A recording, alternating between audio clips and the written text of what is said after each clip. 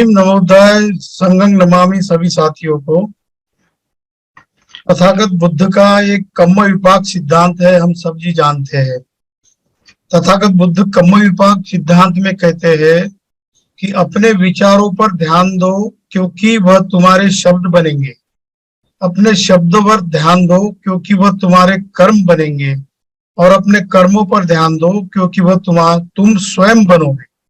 इसका मतलब है कि हम जो सोचते हैं और वो सोच कर जो हम आत्मसात करते हैं और उसके ऊपर कृति करते हैं, वैसे ही हम बन जाते हैं।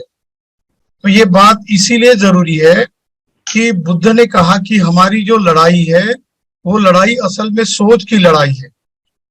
हम जितनी गहराई से सोच को अपने जीवन में उतारेंगे उतने ही हमारे कर्म अच्छे हो जाएंगे, और जितने हमारे कर्म अच्छे हो जाएंगे उतनी हमारी कृतियां परिवर्तन लाएगी। तो ये सिद्धांत अगर देखते हैं हम लोग तो पिछले 2500 साल के इतिहास में हम देखते हैं कि तथागत बुद्ध ने जो संघ की रचना फिर से नए तरीके से की थी, उसके कुछ रूल्स रेगुलेशंस बनाए थे, उसको विनय कहा था, और वही विनय के आधार पर फिर सम्राट अशोक के शासन के रूल बन गए थे। तो भगवान बुद्ध ने जो आचार संहिता बनाई उसको सम्राट अशोक ने अपने कानून में डाल दिया और उसका आचरण किया। तो ये भारत जो जम्बूद्वीप जो बना था, आज के भारत से करीब 2-2.5 गुना बड़ा भारत जम्बूद्वीप उस वक्त बन गया था। और उस भारत के राजकाल में हम राजा भी थे, हम शासन भी चलाते थे, हम शिक्षा भी देते थे, हमारी एजुकेशनल इंस्टीट्यूशन भी थी। करीब सिर्फ अकेले सम्राट अशोक के जमाने में करीब 42 यूनिवर्सिटी शुरू होती है, ऐसा इतिहास कहता है। बाद में सम्राट हर्षवर्धन के तक उसकी संख्या 100 तक चली गई थी। इसका मतलब है कि भगवान बुद्ध ने जो एक कर्म विपाक की थियरी जो बताई है उसके ऊपर अगर गहराई से हम लोगों ने आचरण करना शुरू कर दिया तो हमें हमारे बीच में परिवर्तन लाना बहुत आसान होता है। ये बात इतिहास में हुई थी, इसलिए बताया जाता है इतिहास कि हम लोग जो है अगर कोशिश करते हैं तो हम कुछ भी कर सकते हैं जो हम सोचते हैं। तो यही बात को पकड़ के बाबा साहब ने पिछले 2000-2500 साल का इतिहास पढ़ा, उसके ऊपर गहराई से चिंतन किया, और सबसे पहली बात अगर इम्पोर्टेंट क्या कही तो बाबा साहब ने कहा कि हमें सबसे पहला काम क्या करना चाहिए, तो जागृति का अग्नि जो है उसको बरकरार रखना चाहिए। हम लोग जितने जागरूक रहेंगे, अपने एक दूसरे को जागरूक करते जाएंगे, उतने हम लोग सजग रहेंगे और उतने हम कृतिशील रहेंगे, और जितने हम कृतिशील रहेंगे उतने हम परिणाम कर पाएंगे, परिणाम को हम अपनाएंगे। और इसीलिए बाबा साहब कहते हैं कि सबसे बड़ी चीज अगर क्या है तो विचारों का परिवर्तन हुए बगैर हम आचरण में परिवर्तन नहीं ला सकते। इसीलिए वो कहते हैं कि आइडिया नीड्स प्रोपोगेशन, विचारों को प्रचारित और प्रसारित करना चाहिए। अगर हम विचारों को प्रचारित और प्रसारित करेंगे तो वो विचार जो है अगली जनरेशन को हम हैंडओवर कर सकते हैं। और विचारों की श्रृंखला अगर बनती है तो हमें हमारा एनालिसिस करते आता है कि क्या हम लोग प्रगति कर पाए हैं या पीछे आए हैं। तो ये बात अगर पिछले 70 साल से अगर हम देखते हैं, उसका एनालिसिस करते हैं, तो बाबा साहब ने हमको इस मोड़ पर लाया था। आज वकीलों का दिन है।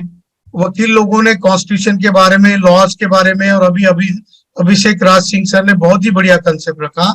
उसमें हमारे लीगल राइट्स क्या है, हमारे क्या फंडामेंटल राइट्स है, और हमारी जो डायरेक्टिव प्रिंसिपल्स क्या है, और हमारे फंडामेंटल ड्यूटीज क्या है। इन बातों का जब तक हम लोग आचरण नहीं करेंगे तब तक हमको समझ में नहीं आएगा कि हमको क्या करना पड़ेगा। तो ये 2-3 निचोड़ में बातें बाबा साहब ने जो कही है कॉन्स्टिट्यूशन में, एक तो ये है कि जो संविधान कितना भी अच्छा हो उसका तुम पालन अगर ठीक से नहीं करते हो, आचरण अगर नहीं करते हो, उसको इम्प्लीमेंट नहीं करते हो, तो उसका परिणाम आपको नहीं मिलेगा। यही बात हम लोग पिछले 70 साल से भूल गए थे। बाबा साहब ने हमको संविधान के माध्यम से और सोशो पॉलिटिकल और इकोनॉमिक और कल्चरल रेवोल्यूशन के माध्यम से हमको 2500 साल का अंतर सिर्फ 30-40 साल में पार करने की ताकत दी थी। 1950 में 26 जनवरी को जब हमारा संविधान इम्प्लीमेंट हुआ तब हम लोग कानूनन इक्वालिटी के तौर पर आए थे, लेकिन वो जरूरत थी कि वो कानूनन इक्वालिटी थी, वो पॉलिटिकल डेमोक्रेसी थी, उसको हमने सोशल, इकोनॉमिक और कल्चरल डेमोक्रेसी में कन्वर्ट करना था। 70 साल से हम लोग इसके पीछे पीछे क्यों रह गए? अगर ये गहराई से अगर हम सोचते हैं तो इसका एकमात्र कारण है कि हमारा इकट्ठा नहीं होना, एक जगह पर आकर संघर्ष नहीं करना और एक दूसरे को अंडरस्टैंड नहीं करना। यही कारण है कि पिछले 70 साल में जितनी आजादी हमको मिली थी, और कॉन्स्टिट्यूशन का सबसे बड़ा अगर निचोड़ क्या है तो बाबा साहब कहते हैं कि फ्रीडम ऑफ चॉइस, आजादी की स्वतंत्रता, मतलब चुनाव की स्वतंत्रता। हम क्या चुनेंगे?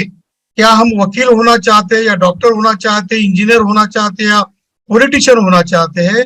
ये आजादी हमको संविधान ने दी थी, लेकिन पिछले 70 साल के हमारे इकट्ठा नहीं होने की वजह से हमने ये आजादी जो हमको मिलनी चाहिए थी, फ्रीडम ऑफ चॉइस मिलना चाहिए था, वो हम लोग अभी नहीं पाते। क्योंकि हम देखते हैं कि 2018-19 में जो सीएए और एनआरसी का जो कानून बना, उसने अभी अलिखित तरीके से इस देश में एक नेचर पैदा किया है कि आप सेकंड क्लास सिटीजन हो। क्योंकि हम देखते हैं कि कोई एक औरत किसी धर्म के खिलाफ बात करती है तो उसके खिलाफ 150 एफआईआर दर्ज होते हैं, लेकिन उसको कोई अटक नहीं करता, उसको कोई सलाखों के पीछे नहीं लेके जाता, उसको मिलती नहीं है।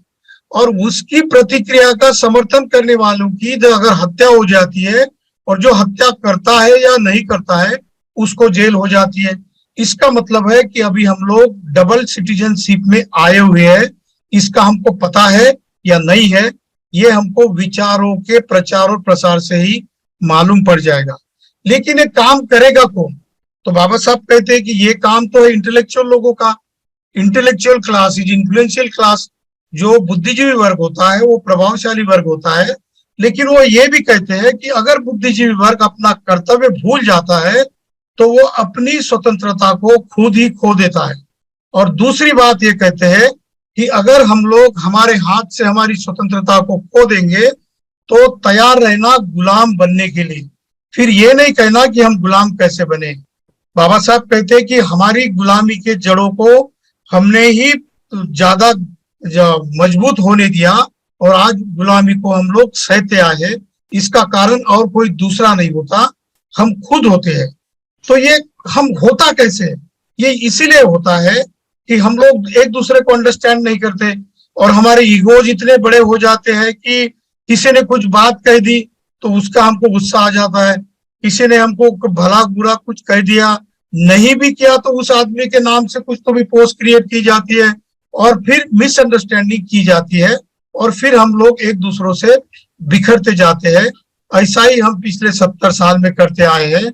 हम इकट्ठा होने की चाह तो रखते हैं, लेकिन इकट्ठा होने के लिए कौन सी कृति करनी चाहिए इसके ऊपर हम गंभीरता से नहीं सोचते हैं और गंभीरता से उसके ऊपर आचरण नहीं करते। इसीलिए हम लोग दिन ब दिन बिखरते जा रहे हैं। तो इसका इलाज क्या है? इसका इलाज एक ही है कि हम लोग इकट्ठा क्यों नहीं हुए, इसके विचारों पे हमने गहन चिंतन करना चाहिए, मनन करना चाहिए और उसके ऊपर हमने कुछ स्ट्रेटेजीज ऑफ प्लानिंग करनी चाहिए। हम लोग अगर स्ट्रेटेजीज ऑफ प्लानिंग अगर तैयार करेंगे तो हम हमारा भविष्य सिक्योर कर सकते हैं, वरना हमारी आने वाली जनरेशन को हम कुछ भी नहीं दे सकते। ऐसा एक चर्चा में हम रिजल्ट या फिर परिणाम पाते हैं।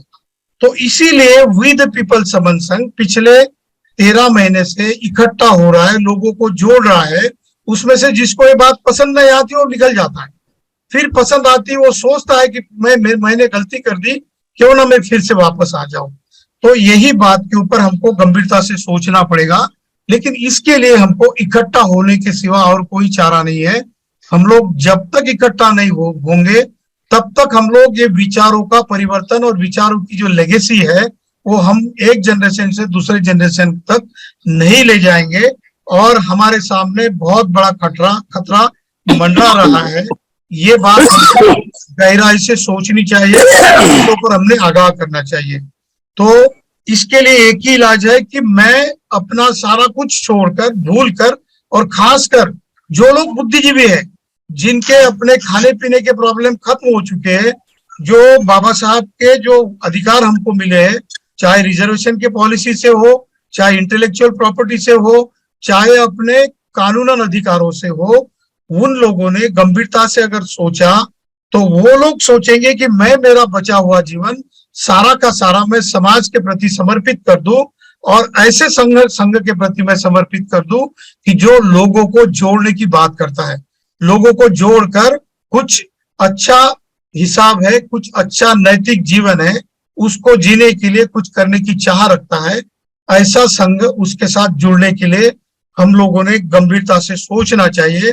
इसीलिए हमको जुड़ना है, जोड़ना है और हमको जीतना भी है। हम लोग जुड़ने के बगैर जीत नहीं सकते। जितने हम ज्यादा ताकत से जुड़ेंगे उतनी ही फोर्स हमारी जुड़ने की और उतने ही परिणाम हमारे रिजल्ट के आ जाएंगे। इतना ही कहना है। धन्यवाद। जय भीम, जय बुद्ध, संघं नमामि।